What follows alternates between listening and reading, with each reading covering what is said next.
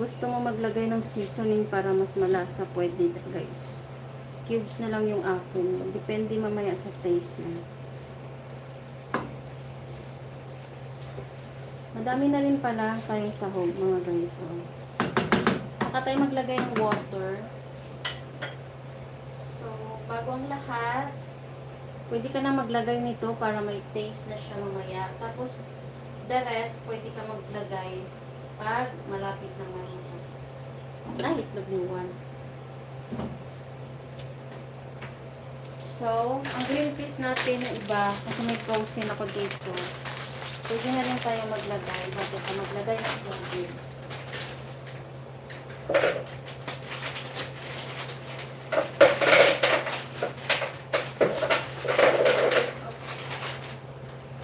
So, gusto kasi ni Mark maraming green peas daw. So, yan.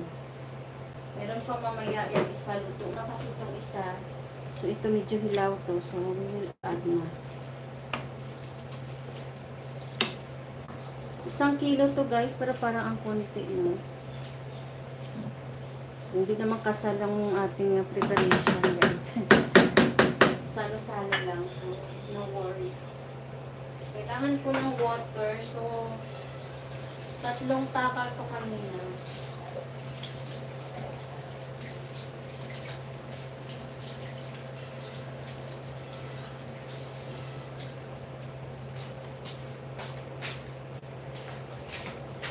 Save muna natin mga guys. Nagauyog sa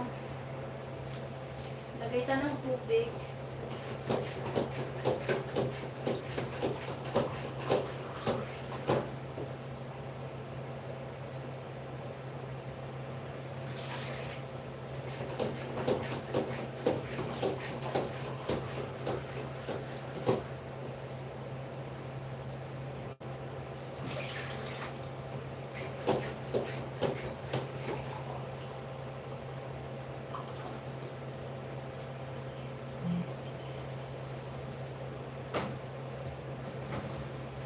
So, dahil may tubig na to kanina, guys, konti na lang yung tubig natin.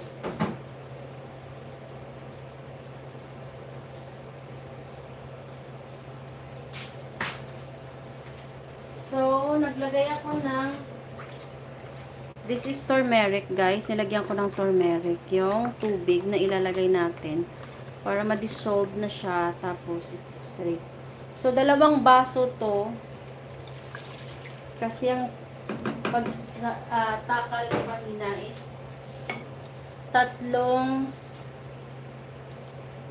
takal yung aking rice malagkit. So 2 lang kasi nga 'di ba binasa ko na to. Sige, go. CR daw siya. So ayan. So, bago ko pa nakalimutan ko guys na isama sa paggisa. So, dito na lang.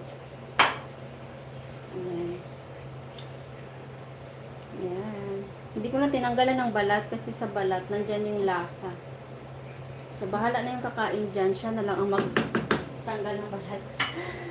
At, syempre, bago ka makalimutan, maglagay na rin tayo ng raisins.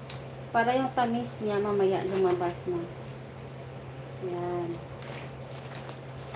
Mamaya i-add ko pa itong natira. So, i-mix ko siya ulit pala kasi nga nandito lahat sa taas ang laman. So, guys, parang sobrang dami ng sahog ko. Pero konti-konti lang to guys. Ayan. Ayan yung atay. Hatiin natin. Swerte na makakain ng atay na malaki. Malinamnam kasi mga atay na guys. So anyway guys, mag-add ako ulit ng konting salt. Baka kasi magtaba. So, takpan na natin. Ayan. So,